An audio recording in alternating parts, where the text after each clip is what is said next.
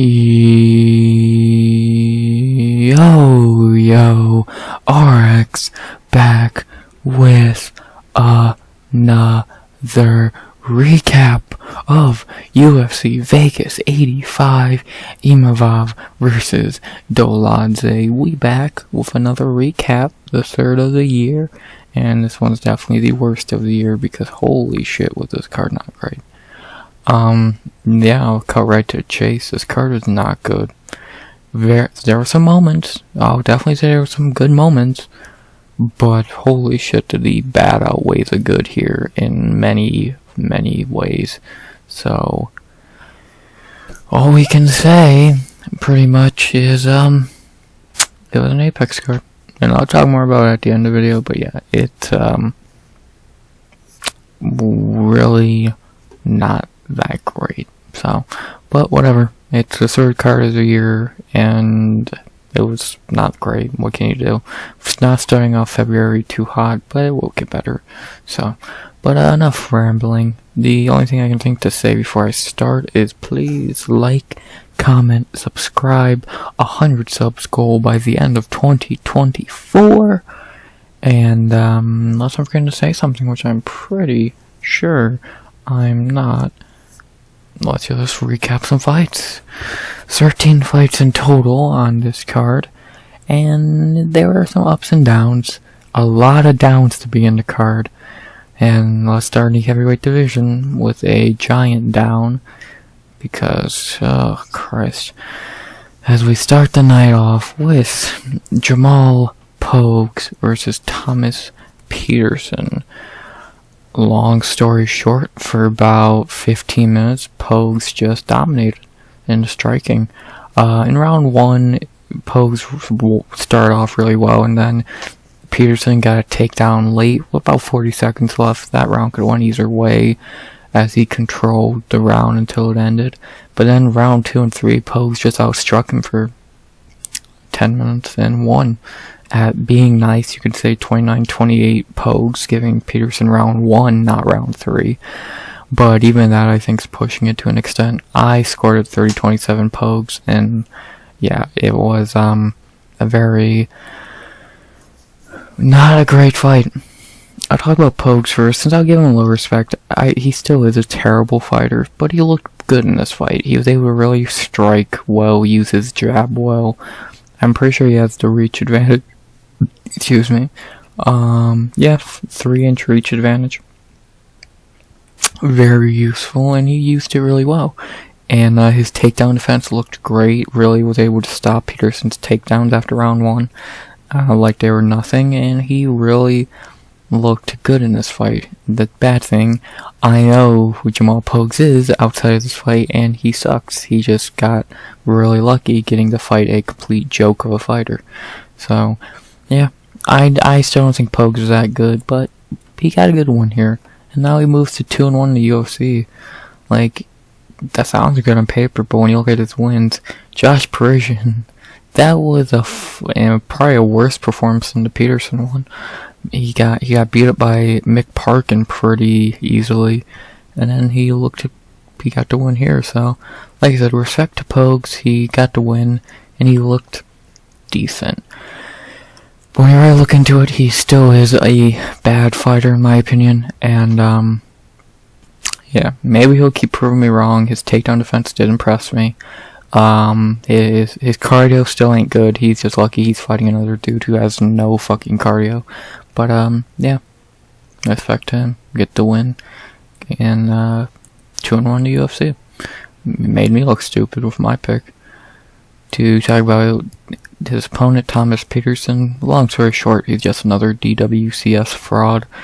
He looked good on Contender Series just to look like shit when he got to the big leagues. He kind of did, I kind of did notice on the walkouts he was way too hyped up. Like, he was really nervous, and I think that definitely played into this fight a bit.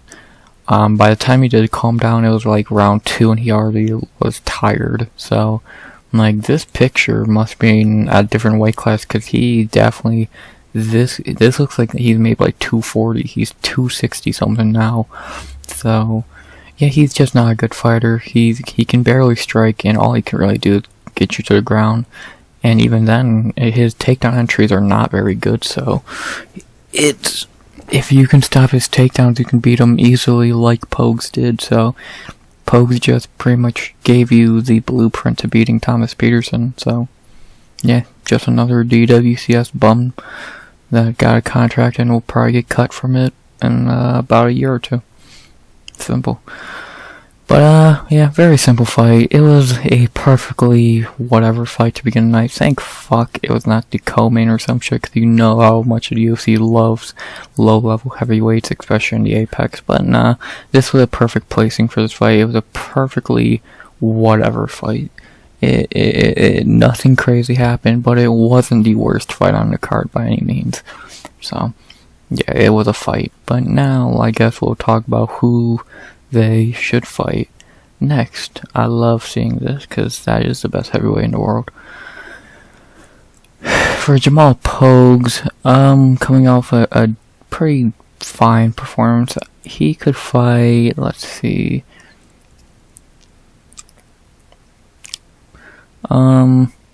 maybe Walt Harris. I don't know what the fuck's going on with him, when he is coming back, but maybe Walt Harris. I don't know what's going on with Hamdi either. Maybe him. Chris Barnett got hurt out of his fight.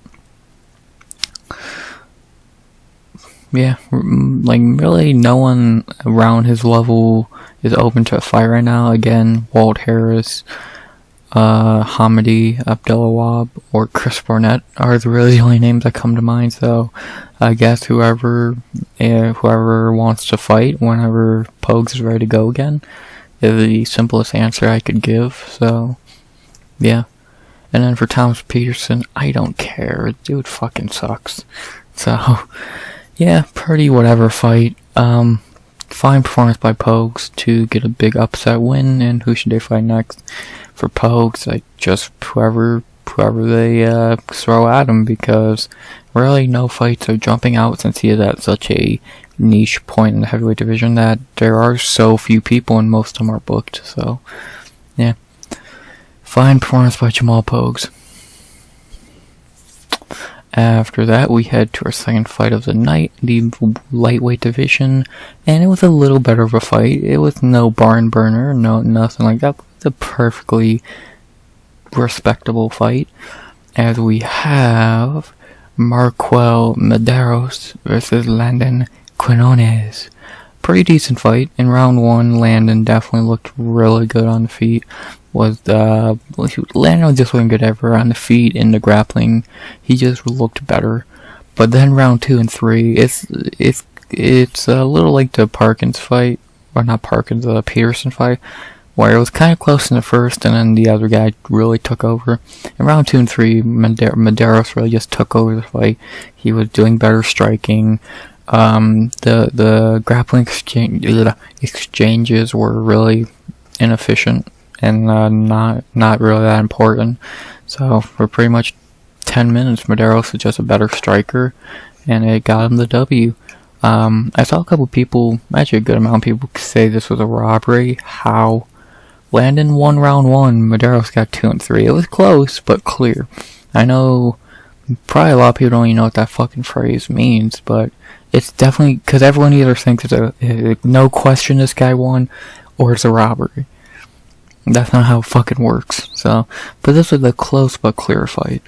So, good fight also. It was definitely a very fine fight. So, and let's talk about MarQuel Mederos first.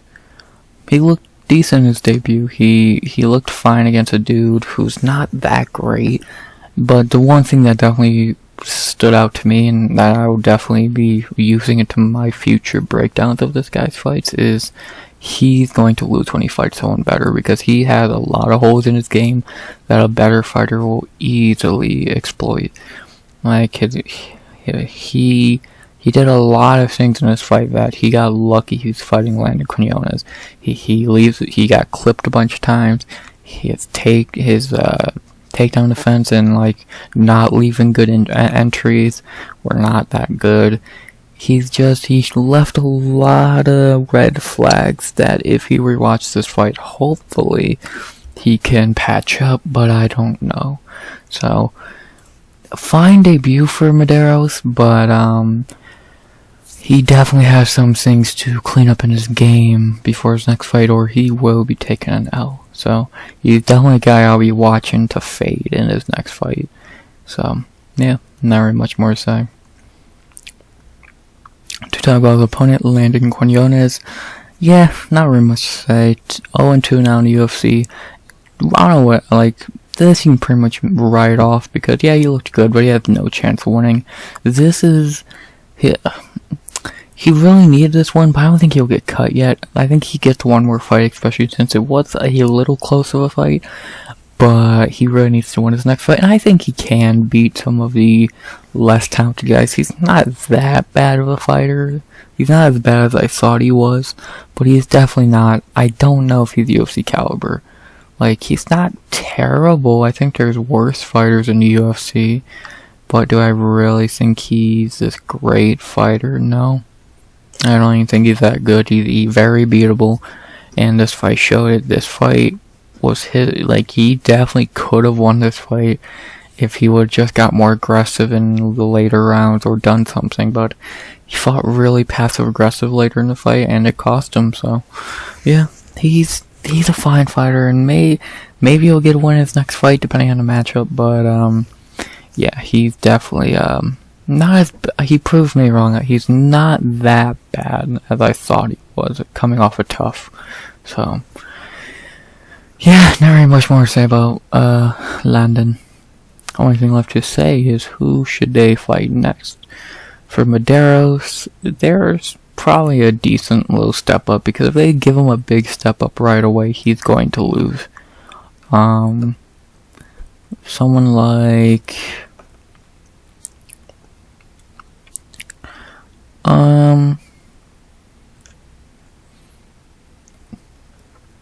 trying to see.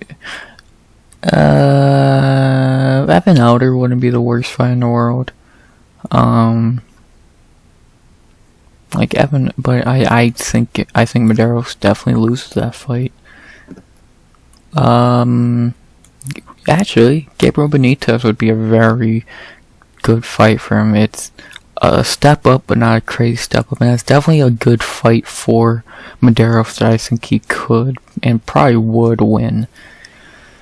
Yeah, I think I like that fight. I think that's probably the perfect fight for MarQuel Mederos. I think Benitez, very old, not that good, will give Mederos a tougher fight, but I think that's a winnable fight for Mederos. So yeah, I like that fight. And then for Landon Quiñones, let's see, where the fuck do they got him ranked at? Man, they got him all the way back here. He could fight a couple guys. I'm trying to see. Two names that popped up to me are this guy, Cowie Fernandez, and Roosevelt Roberts. I think those are two very good fights for him, and I think he would win either one of those fights. And actually, I think this Roberts fight would be interesting, because I'm pretty sure they disliked each other on Tough. I'm pretty sure, so yeah, I'm down to see this fight.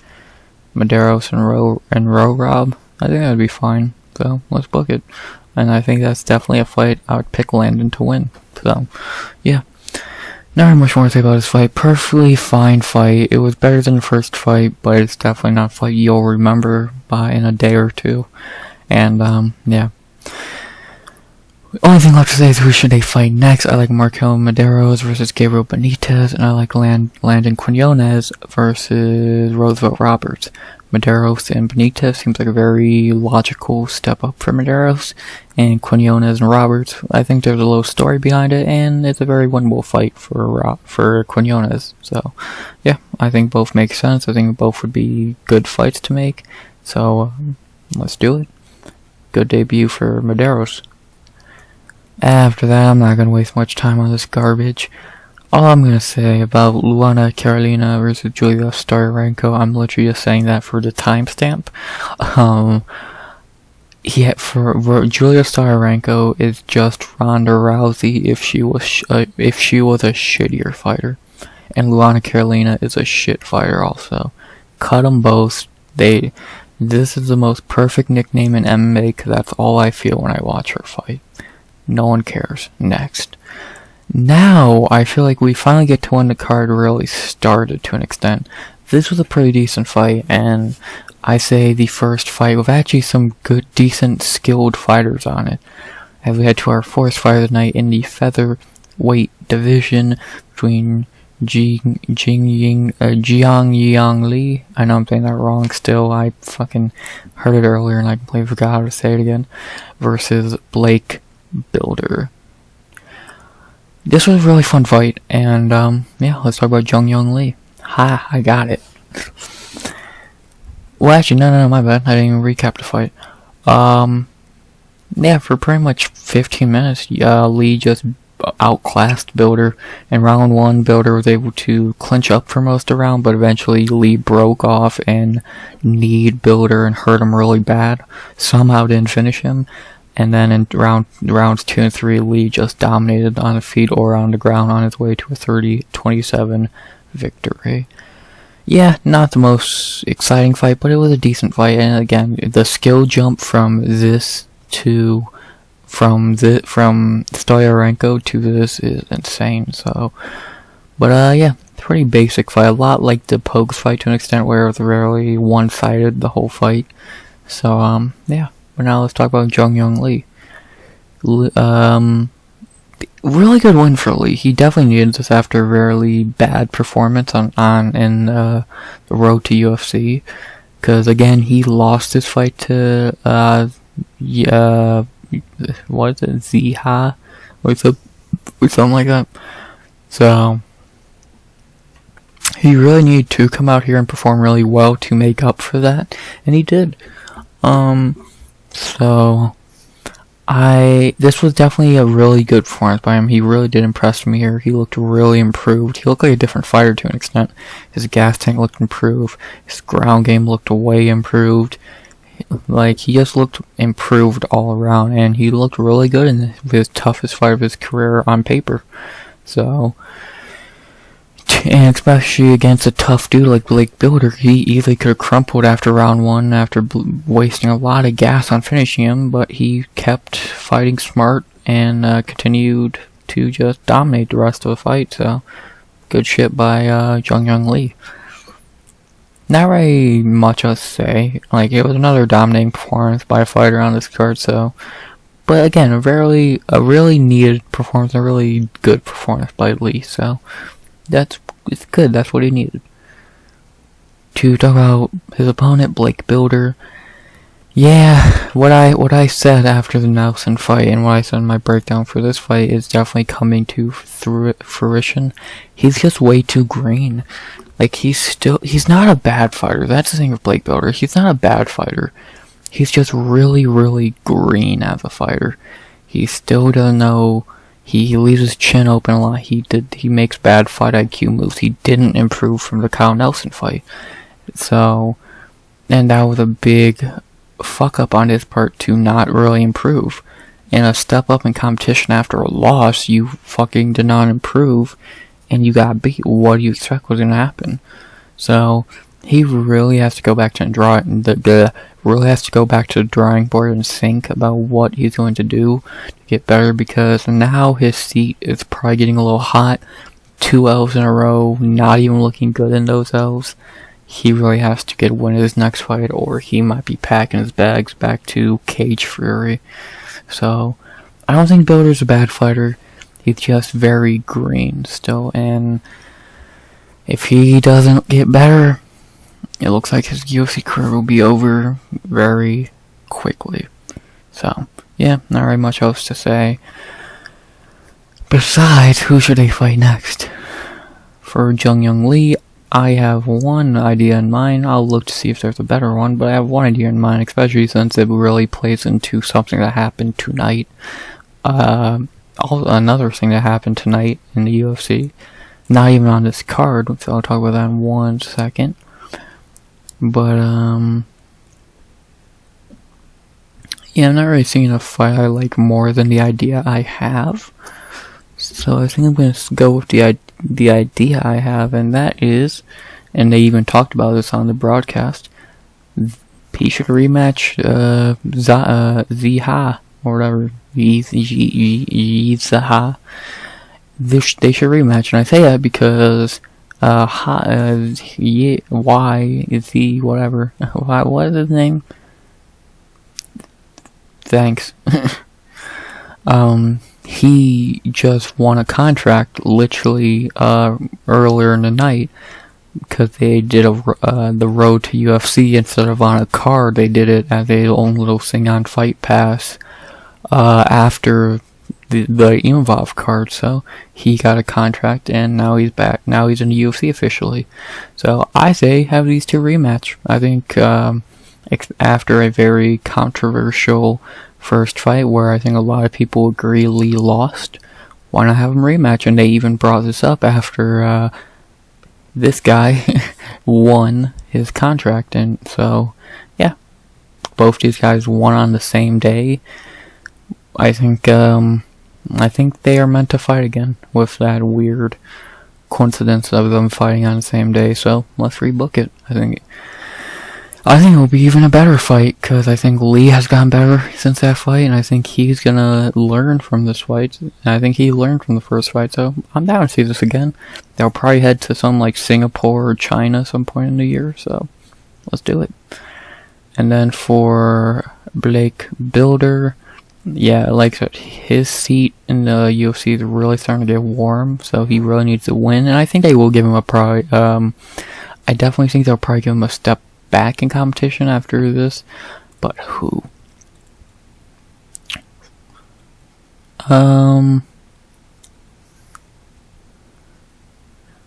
Austin Lingo, I don't know if he's still in the UFC, but that's definitely a name. Gabriel Santos, but he probably loses that, to be honest. I like that Lucas Almeida fight, Lucas Alexander fight. I think that would make a lot of sense to an extent.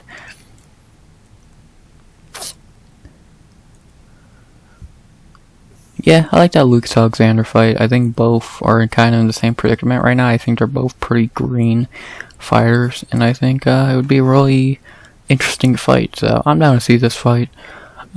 Two young dudes in the featherweight division, really not knowing their path yet. Both very small careers so far. So I say let's do Blake Bilder, Lucas Alexander. Let's book it. But yeah, not very much more to say about this fight. Really, really fine fight, especially for what I would say would be the start of the card. So yeah, pretty decent fight. And who should I fight next? I like Jeong Lee in a rematch with that other guy. I swear I remember how to say his name next time I talk about him. And I like Blake Bilder versus Lucas Alexander. Lee rematch would make a lot of sense in my opinion. I think it's meant to be. And Bilder Alexander, I think two young dudes really needing a win. It makes a lot of sense. Let's do it. But yeah, not very much I would say. Really good performance by Jeong Lee, and yeah, he looked improved, which is definitely what I wanted to see from him after his road to UFC fight. So good shit. After that, now we get to one of the highlights of the card, and most likely what's the thumbnail of this recap, because I think this was maybe the coolest moment of the card. Just a really feel-good moment as we head to our fifth fight of the night in the welterweight division between Themba Gorimbo versus Pete Rodriguez. Wow, what a fucking performance by Themba Gorimbo. Pretty long story short of the recap for this fight, they start the fight, they do a little feeling out, and then Themba hits him with a perfect, what was a right overhand? Yep. Perfect overhand right, drops Pete, a little ground and pound, and it's over. 32 seconds, Themba Gorimbo. God damn, man. Holy shit. I gotta talk about Themba first because god damn. What a fucking performance. Dude, he is one of the most feel-good stories in the UFC. And I'm happy for him. He deserves it. He seems like a great guy. He's not even a bad fighter. So that's just, I'm really, really happy for him, and this was amazing. What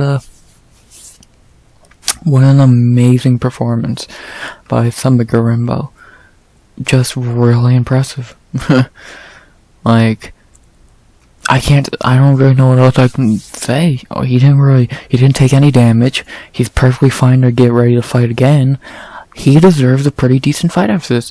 I said this in the breakdown, I'm pretty sure. If I didn't, I made a tweet about it. I'm shocked they put him on an Apex card after the shit with The Rock, especially after this now. Dude, Themba's gonna be a pretty popular name. Dude, I think he has to be on early prelims of a pay-per-view. Dude, put him on 301,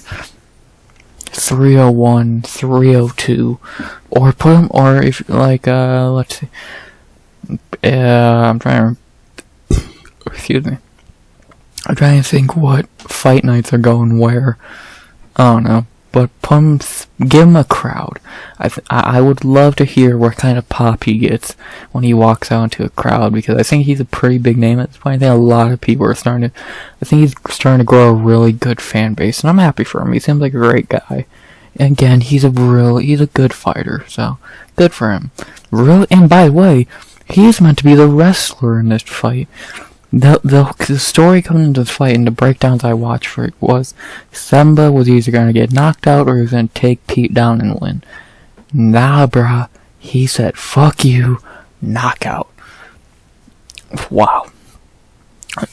Just really, really impressive. And then talk about Pete Rodriguez, really little to say. It's Pete Rodriguez. He really ain't UFC level. Yeah, he knocked out Mike Jackson, good job. Who the fuck hasn't or couldn't? So, he's just not a UFC level guy. He's a brawler, and he'll probably lose one or two more fights and get cut. He's just not that good of a fighter, so respect him for stepping in on short notice, but yeah, it went as was. It didn't go too good for him. So, yeah. Only thing left to talk about is who should they fight next. I can't wait to see who I can find for Themba, because I think he deserves a pretty decent fight. Who that should be, I'll tell you. Who could Themba Gorimbo fight?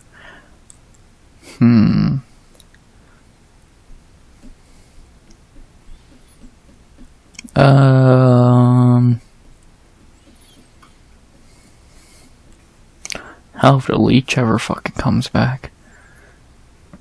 I want to find a good fight for some, but I want to see him fight someone good.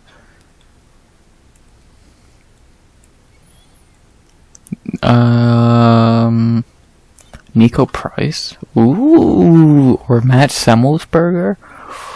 Dude, Nico Price and Themba Gorimbo. Dude, sign me the fuck up. I think I like that. I think I like Themba Gorimbo versus Nico Price. I think it'd be a really fun fight. I think I might say that. Themba versus Nico. Dude, A, a banger. B, a big step up for Themba. Why not? I'm down to see it. Let's do it. Nico Price versus Themba Gorimbo. Let's go. And then for Pete Rodriguez, I don't know. I don't care. He'll probably step in and fight someone, or they'll give him someone bottom of the barrel. By the way, this guy sucks. No one cares about this loser. I just want to say that since everyone talks about him. Yeah, he can fight Rolando Bedoya, someone like that. Kiefer Crosby, Yosaku Kinoshita. There's guys for him to fight. So, whoever they give him will probably be pretty low level and he'll probably lose. So, whatever. Not much really to say besides Themba fucking Gorimbo. What a knockout. I'm happy for him. So cool.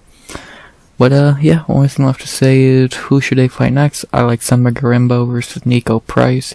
And I like, well, actually, Pete Rodriguez, whoever he fucking fights. I don't care. Themba, good shit, brother. That was awesome. And, you got robbed of a fucking bonus. What a knockout by Themba Gorimbo.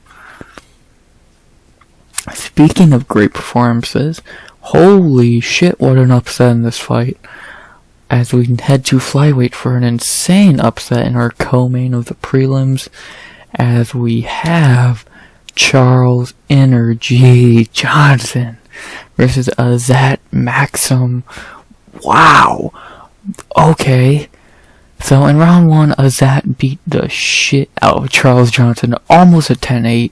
Charles saved it from being a 10-8 by doing a little bit of good work late. But then in round 2 and 3, Charles just woke up and said, "Nah, rookie. I'm the veteran here, and you're taking your first L." And he beat the shit out of Azat. He beat Azat in round 2, and he crushed him in round 3. Dude, people were calling this a robbery. That's even worse than the fucking Landon Quiñones fight. If you want to say Landon won that fight, fine. Azat did not win this fight. Charles Johnson beat his ass in the later rounds. Then, if you're being nice, you give that a 10-8 in round 1. It's a draw. And that's, I think, not even right either. Charles fucking Johnson came in here and fucking exposed. I don't even want to say he exposed to that. I think he gave him a lesson. He just looked great. He looked really fucking good. And all respect to Charles Johnson, man. He looked amazing. So I keep counting him out, and he shocks me.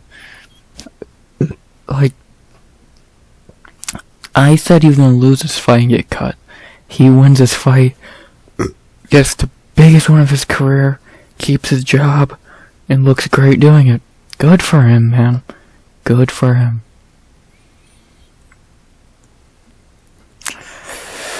Only thing left to say, well, actually, I'll keep talking about Charles Johnson. Yeah, man, respect him. Keeping his job, because he was going to get cut if he lost it. And he stepped in on short notice, let's not forget that part. Just impressive. It's definitely the word of the fight. Shocking, impressive. Like, it's the...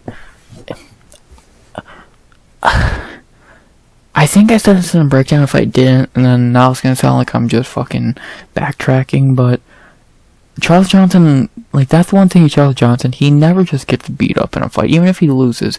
The only fight he got beat up in was the Cody Durden fight. Every other fight, he's always in it.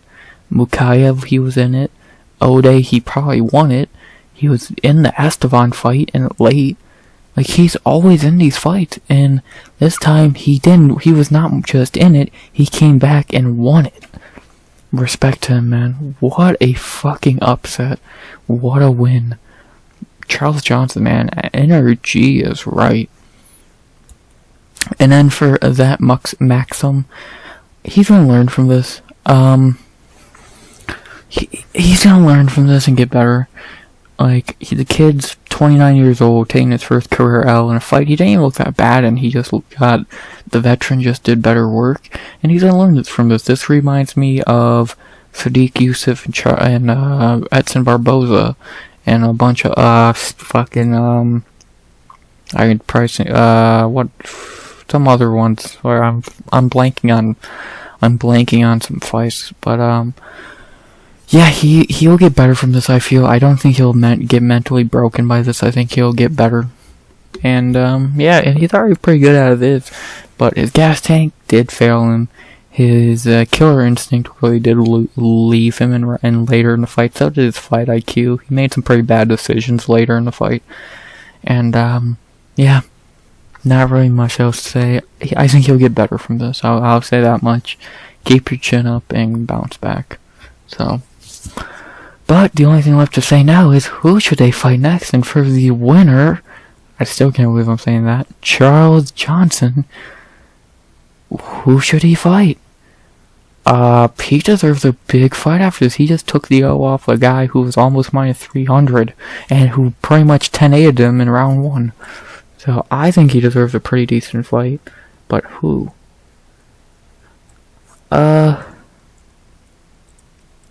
He called out Joshua Van. I think it'd be a fun fight, but I don't know. Al Nascimento would be fun. Tatsuro. Let's see. I don't think he deserves a ranked fight, but if he got it, I wouldn't be upset. I think Al Nascimento would be pretty fun. Joshua Van, like I said. Either, like, something like that. Who did I say Joshua Van should fight after his last fight? Bruno Silva. Yeah, I still stick by that. So I guess he'd fight Al Nascimento. Yeah, I'd be down to see it, but I don't know if they do that. I don't know. It's very no, like, I don't think he does a ranking fight, and even if he did, who would he fight? Tatsuro or Dvorak? Or Sue? I don't see it. And the only unranked guy is Al Nascimento, so I don't know, maybe I'll say Nascimento. I'll think on it, but I don't know. And then for that, he could fight. They have some names for him to fight. Jimmy Flick, Rafael Estevan, Nate Maness, who he's meant to fight. Couple guys like that. I think I like that Jimmy Flick fight. I think that would make I'd probably say that would make the most sense for him. Yeah, I'd probably say Jimmy Flick. So, yeah, not really much more to say. Mad respect to Charles Johnson. What a fucking win. And who should they fight next for Charles Johnson? I guess for right now I'll say Al Nascimento. And for Azat Maksum, I'll say Jimmy Flick. But you could flip-flop on those, and I don't even know. Maybe there's a fight I'm not seeing, but who knows? We'll see what the UFC does. All I can say is, what a win and comeback for Charles Johnson. Good shit. Mad respect. Oh, fuck. And now for the feature prelim. I'm not going to talk much on this. Can versus Can, and a Can won. The meatball Can versus the Belbiţă cheese Can. I'm going to keep it short and sweet. She still sucks. She needs to be cut. Simple as that. No one cares. Next. Hopefully she did get her fucking arm broken. Stay off of Twitter and OnlyFans and maybe focus on fighting, dumbass. Whatever. Next. Well, actually, that's the end of the prelims. Pretty okay prelims. These two really made it worth watching. This was okay, and everything else you can just forget. Yeah, actually, this was not terrible, but yeah, forgettable. Why would you even want to watch that to begin with? No one cares. So, yeah, not really. A few good things about the prelims, but not really anything groundbreaking. But not like the main card had much better. Very little wasn't that much better. So, whatever. Let's get to the main card. And we start with a fight. I clearly just don't know what the fuck I'm talking about anymore. I'm a fucking idiot. As we begin the main card in the welterweight division with Charles Radtke versus Gilbert Urbina. I don't know shit. I am now 0-3 on Lock of the Night picks in 2024. Fuck. Long story short, Urbina kept circling on the outside, not really doing much until he got cracked once. He survived it, but then he got cracked again and got put out. I think it was a left hook, yeah. He got cracked again and got put out. Pretty simple fight. Pretty good win for Charles Radtke, man. I'll talk about Radtke first, since he made me look really fucking stupid. What a performance. He really looked 10 times better than he did against Blood Diamond. Like, the dude we saw against Blood Diamond, the dude we saw against Blood Diamond did not look that good. The dude we saw in tonight against Gilbert Urbina would kill Blood Diamond. Like, that's the, if this Charlie Radtke showed up, he would have done scary things to Blood Diamond. But, whatever. He showed up tonight and looked great. He has good power in his hands. He looked good. He didn't show a lot, but he showed enough. And again, that's all you really gotta do to get the win. So, good to him. Good for him, man. Good win for him. I really don't got much to say, because there's not much to really say. So, yeah. And now, to talk, and not really much else to say about his opponent, Gilbert Urbina. You fucking idiot. He's just not that great of a fighter. I gave him benefit of the doubt. He looked good against Kosi. I thought this was a step down from even Orion Kosi. Nah. Nah. He's a very, I don't know, he just really never got going in this fight, and it showed really quickly, and he got put to sleep. So, yeah, he'll probably have a couple more fights in his UFC career before getting cut. So, he's just not that great of a fighter. Pretty simple. So, yeah. Only thing left to say now is who should they fight next, and really I'll just be doing Charlie Radtke, because I don't care about Gilbert Urbina. For Charles Radtke, who should he fight next? Adam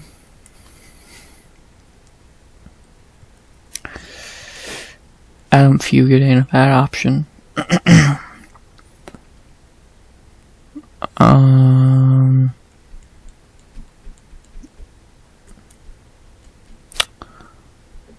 not really seeing any matchup I love. Maybe some will pop up here. Nah, not really. I guess we could do Radtke versus... I don't hate the Fugit fight. Like, Fugit's the most subpar fighter on the planet. How do you say Fugit or Jared Gooden? But I'll go Fugit. I think that makes a lot of sense. I think that'd be a fine fight. And, yeah, I don't think they train together. I don't know why I think they would. I have a feeling like they would for some reason. But they don't. So, yeah, Charles Radtke versus Adam Fugit. I'm down to see it. Let's do it. And again, I don't care about Gilbert Urbina. So. But, yeah, very short but sweet fight. Good win for Radtke. And who should he fight next? I like Charles Radtke versus Adam Fugit. I think that fight makes a lot of sense. Would probably be a pretty decent fight. And, yeah, good win for Radtke. Pretty, simple. After that, not gonna say really anything on this. Khizriev versus Muradov. Just rebooks this fight. 298 maybe, whenever you can. It was a, long story short, it was a lot like Yair and Jeremy Stevens, Justin Taffa, Austin Lane. A lot of those fights that just end quickly due to eye poke. So Khizriev poked Muradov really bad in 11 seconds, and that was that. So, yeah, rebook this fight whenever you can, and just got nothing to say. Final four, and we start off with a pretty decent fight on paper, the second best fight of the night, and in execution, it was not, but it was still a decent fight, as we have in the flyweight division 2 ranked fighters, rare to see on this fucking card. We have Natália Silva versus Viviane Araujo. Decent fight. In round 1, Natália Silva was way too excited, and it showed how she was fighting really off, and eventually Araujo was able to clinch her and just take the round. And then in round 2 and 3, Silva just woke up and started beating her ass, and she got the decision. Yeah, when Silva calmed down and started fighting her fight, she looked really good. Like, we all know how good she is, so I'm shocked she was so hyped up for this, and she already fought a ranked fight in a crowd, no less, so, but whatever. And, again, when she calmed down and fought her fight, she looked great. She is one of the best flyweights in the world right now, and at this, I'm getting close to saying she's in the top 4 with Landon and Grasso. So, yeah, I think, like, I was talking about Natália Silva now because I already did a recap for the fight. She is so good at scary, and I literally just saw about this. Dude, her striking of Alexa Grasso would be so fucking good. Oh my god. Fuck. She's just so good. She's now 5-0 in the UFC. She's only, and I fact checked my theory I said in the breakdown. She did lose a round prior to this, and that was to Belbiţă in round 1, coincidentally enough. Now she's lost her second round in the UFC to Araujo. So she has lost rounds in the UFC, but she's only lost 2. 30-27, 30-27, round 1 finish, so. Silva's really good. Natália Silva is so good. When she's fighting her fight, she is one of the best in the world, and at flyweight, and I think we're going to see that more and more over the years. So, she's only 27. Happy birthday, by the way. And then for Vivi, she's 38, or my bad, she's 37. She probably has a couple more fights left in her. She's still, and I say that like she's not still fighting at a pretty decent level, because she is. Like, she did not look terrible in this fight. She just cannot, as the fight got deeper, she could not hang with Natália, and it showed. So, she's still a pretty decent fighter, but I don't think she's a top 10 flyweight anymore. She's more 10 through 15, and I think, like, if you ask me how she does against some of these fighters, I'd probably say she does pretty good. She probably beats Lipsky. Fuck, I might say she beats Tracy Cortez. She already lost to Andrea Lee, so, and then people above her, she probably beats bum-ass Barber. She already beat Shukagian. So, yeah, she's still a decent fighter. I won't write her off yet, because I think that's silly. But, yeah, she's definitely starting, like, another year or two, she'll either be retired or probably out of the rankings. So, but she's still fighting pretty decently right now, so, yeah. Only thing left to say is, who should they fight next? For Natália Silva, now ranked 7th, who could she fight? Everyone's pretty much booked. Barber's, the bad thing, everyone's already booked above her, for what I was gonna say. I just left out the important part. Barber's fighting Shukagian, Andrade is fighting Marina at fucking flyweight, or strawweight. Manon's fighting Ern, and Val is fighting for the belt. So, pretty much, Natália Silva's just waiting for something to open up, because who is she gonna fight? She's not gonna fight anyone under her. Ribas is fighting Rose. Why the fuck would she fight Tracy Cortez? So, yeah, I guess she fights. I'm down to see her fight the winner of Barber Shukagian. I think that would probably make the most sense. Or, yeah, I think that probably makes the most sense because, yeah, I think I like that. I don't know, because Andrade is probably a strawweight now, especially if she beats Marina. Maybe she fights the loser of this? But do I really give her that big of a jump already? I don't know. She either fights the loser of Ern Manon, or she fights the winner of Barber Shukagian. So, either way, yeah, you can't have her fight down, because who the fuck would she fight Cortez? It makes no sense. Stop it. So, yeah. And then for Vivi,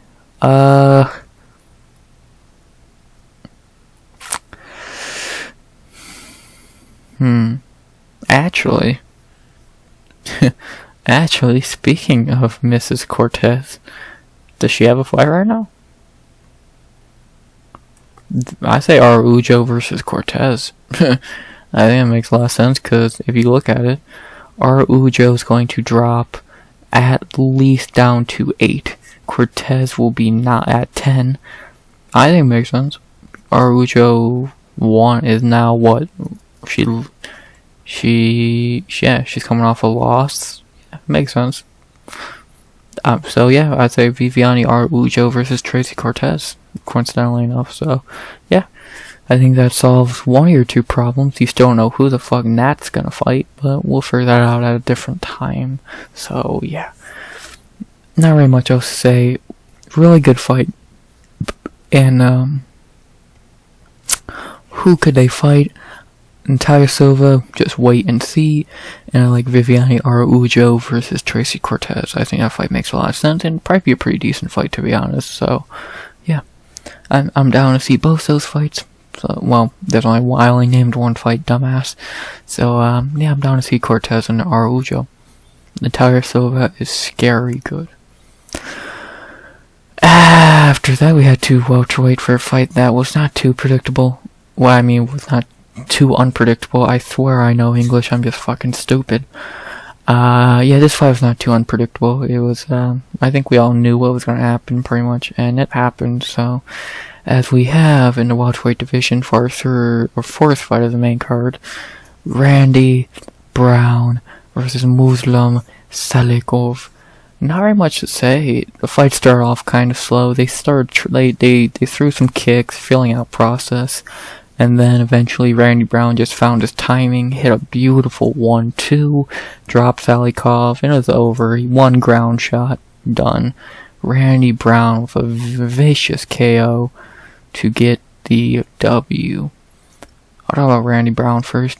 Really good performance. Against a guy he should have beat pretty easily. He beat pretty easily. This is, to be honest, this is what he should have done to Wellington Turman. Why he looked so shitty against Wellington Turman, I don't know. But this is what he should have done to Turman. So, but yeah, Randy Brown's a perfectly fine fighter. I still say Tapology overrates him. He's not a top 15 level dude, especially at welterweight, but whatever, Tapology, you're a Randy Brown fan, clearly. And, but no, he's a fine fighter. He's a very decent fighter. I think the perfect career role for him at this point is like do I want to call him a gatekeeper? I don't even know if that's the right term for it, for what he, like, because he's not even a ranked one. I say a gatekeeper is a ranked guy. He's like an unranked gatekeeper. Fuck, like, let's see, who has he lost to? Jack Della Maddalena, Vicente Luque. Like, those are his last two losses. He lost to some cans back in the day, so Nico Price is actually not bad. But, yeah, he's an unranked gatekeeper, I feel. Like, I think he's he would be the perfect guy to test Renat, Michael Morales, Carlston Harris, who, wink wink, I might say that's who he should fight. So, I don't know, I think he's a very interesting fighter, and, yeah, Randy Brown's pretty good. When he's on his game, he's actually pretty good. So, yeah. And then for Muslim Salikov, yeah, I think it's time to retire. 39 years old, 2-3 in his last 5. Like, he's only getting older. He's looking worse and worse. Yeah, he looked good against Andre Fialho, but that was 2 years ago by now. And Andre Fialho's a terrible fighter. I think it's probably time for him to retire. I don't know who he could fight. If he had a retirement fight, Matt Brown, Court McGee, Brian Barberena, but I think he's a middleweight now. But yeah, if he has a retirement fight, it's fine. But if not, whatever. I think it's time for him to probably hang up the gloves, or at least have one last fight. So. Yeah, he was a good fighter at one point, but now he is getting older, and, yeah, not very much else to say on that. Only thing left to say is, who should they fight next for Randy Brown? I'm not gonna go off Tapology's rankings completely, because these are fucking insane.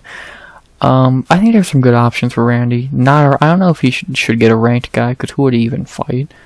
I think, maybe he could fight Renat. I'm not against that completely. I'm not against that Renat fight in the slightest. Besides that, like, Michael Morales is right there. I'd say either Michael Morales or Renat. And to be honest, I might say Renat. Because I think especially after the fight Renat just had, I think he really should be tested. And I think the guy to do that would be Randy Brown. So, yeah,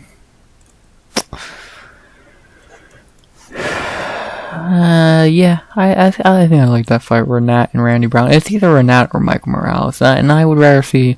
Like, if, like, for this lower level, not lower level, but lower part of welterweight, I think Nicholas Dalby should fight Michael Chiesa.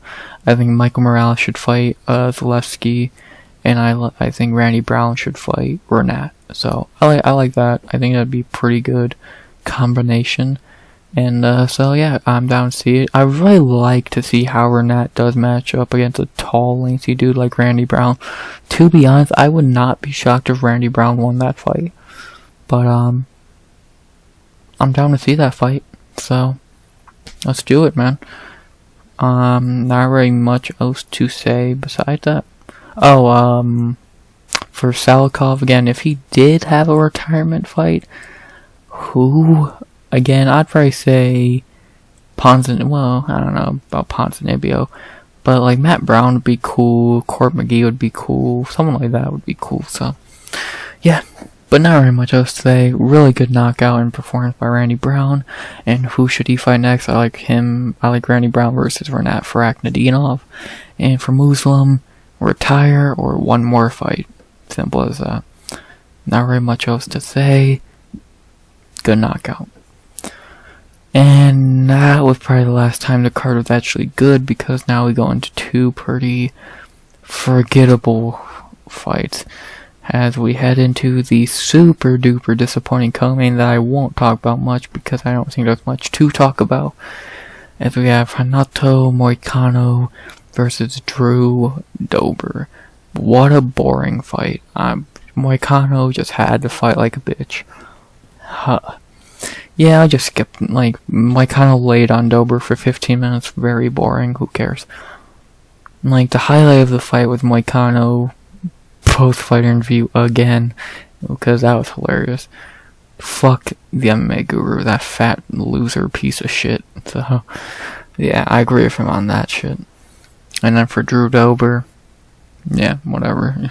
Go back to the drawing board. I don't know who Moicano could fight. Turner, maybe?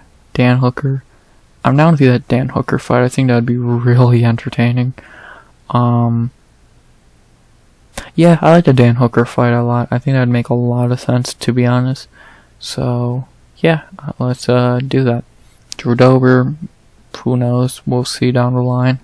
But, yeah, not much to say. Terrible fight. And I'm down to see Moicano fight Dober. Or Moicano fight Hooker, my bad. And, fuck the MMA guru. Yeah, nothing more to say. Because if I talk about this fight more, and if I talk about the fight more in depth, I'll get annoyed, because I'm annoyed how bad the fight was, because it should have been great. So, yeah. And now for the lame event of the evening, a waste of time, 25-minute fight that was very mid and really does nothing for nobody. As we have Nasruddin Imavov versus Roman Dolidze. Round 1, Imavov beat the shit out of Dolidze, clearly took the round. Round 2, Dolidze came back and got it. Round 3, Imavov looked good and won it. Round 4, Imavov got a point taken away for a kick to down opponent. That round was really 50-50. I would probably say Dolidze won that round. And then round 5... Well, I don't know if I'd say that. I'm trying to remember that round 4, because outside that kick, I completely forgot it.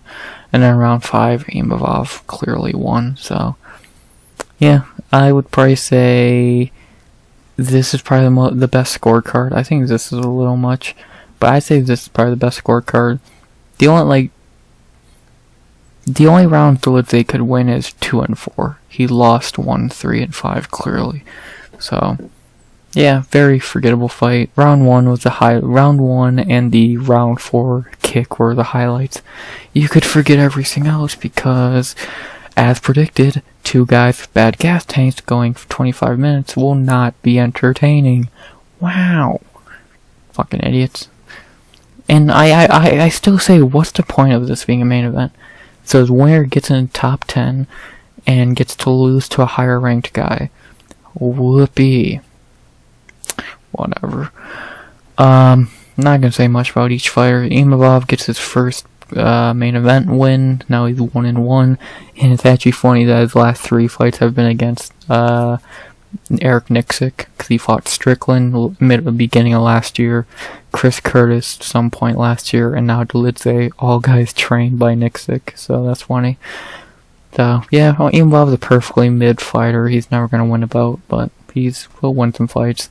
And Dolidze is an old man who got the easiest path to top 10 you'll ever see. So, yeah. Whatever. Only thing I'll say is who should they fight next for Nasruddin Imavov? Now he's in top 10.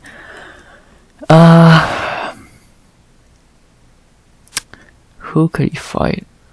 Like, really everyone above him is booked. So he'll go to 8. So he'll slide up here, everyone will slide down a little.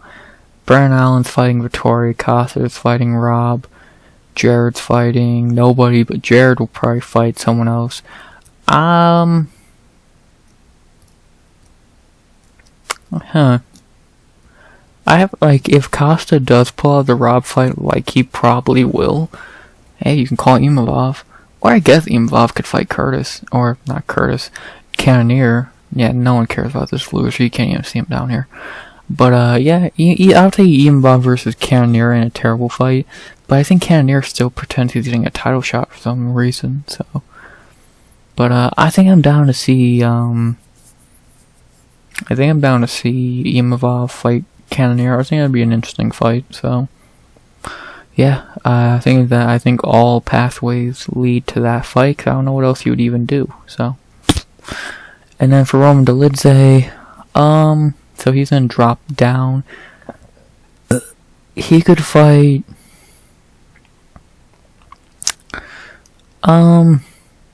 maybe he could fight someone like Bo Nickel, Shara Bullet, one of the young Ikram. Any of those fights I would say make a lot of sense for him, cause Fluffy and Cairo are booked. He's teammates of Curtis. Paul Craig's fighting Kaio. Hermansson's busy. So, yeah, I would say Dolidze versus a young guy trying to get into rankings. Probably Ikram Aliaskhab, to be honest, would make the most sense, so, yeah.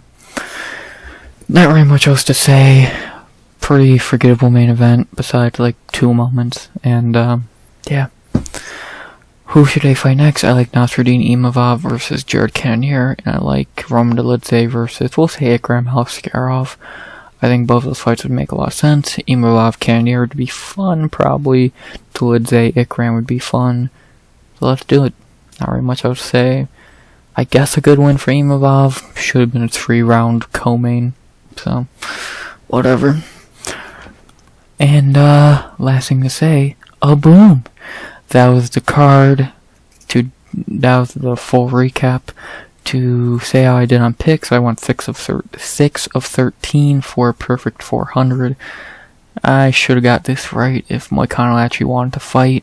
Everything else was just either bad picks like this bitch, or trusting losers like this and this, or just bad performances like Maksum. So, whatever. Not my best night, not my worst night, nothing I'm gonna cry over, because I don't care, I do this shit for fun. I've had better nights, I've had worse nights. You wipe your dirt off your knees and move on to the next one. Bonuses. The bonuses for the card were performance of the night to Randy Brown and Molly McCann, 5 of the night to Charles Johnson Azat Maksum. I agree with this completely. I would have gave a bonus to Randy Brown, Themba Gorimbo, and Charlie Radtke. How the fuck Themba didn't get a bonus, I will never know. That's complete bullshit. They fucked him over. You gave this dumbass a fucking bonus before you gave this guy. Get fucking real, you piece of shit. And lastly, if you missed a card, what would I say you should go back and rewatch? Not a lot. Maybe the Jeong Lee fight if you're in a good mood. Themba for sure, Charles Johnson for sure, Radtke for sure, Natália Silva and Randy Brown. So, 1, 2, 3, 4, 5 fights, 6 being generous. You can completely skip this garbage, this garbage. This was, nah. I wouldn't call this garbage, but I wouldn't say rewatch it. I don't think it's that worth it. Who gives a fuck? There was no fight to rewatch. Boring. Rewatch his post-fight interview. And no one cares. So, yeah, very average Apex card. Some highlights, some lowlights. Was it the worst Apex card? One of? No, of course not. We've had worse. But was it a good Apex card? No, we've had some great Apex cards, and this is not one of them. Like, hell, just comparing it to the Walker Ankle Live card, this doesn't even get close. That card was great. This card was shit, pretty much. Outside of 3 really cool KOs and 2 pretty decent fights, you can completely forget this card. Like, so. And those moments, 2 of those moments were on the fucking prelims, and the other 3 were fucking unranked guy. The only one that was ranked is the Natália Silva fight. Unranked, super unranked, prelims. Oh, Lord save me. But, guess what? We get another Apex card next week. Oh boy. Jack Hermanson versus Joe Pyfer. It's a fine card. Just like this one on paper. It's not bad. It's not good. It's passable. You got Joe Pyfer getting a main event win. You got Danny Gay, Andre Fili, banger. Michael Johnson's always great to see. Trying to think what else is on that card. Gregory Rodriguez, Brad Tavares could be a banger. Rodolfo Vieira and Arben Petrosian finally fighting. I feel like there's a really good prelim or 2. I know there's a good dude from the Contender Series debuting, some other shit. I think Loomer, I don't remember. But, yeah, that card's, again, I say that card on paper, I would give it the nudge over this one. But, yeah, it doesn't have much to fight. If it wants to be a better card in execution, it does not have much to beat. So, yeah. Hopefully that card's better than this one, because, again, this one, like, I'm not, like, usually after a bad card I would be a little upset. I didn't really care. I was not really a fan of anyone on this card outside of Dober, and I was a fan of Moicano, so, nothing pissed me off. It was just a card. Like, that's all I can really say. It was a card.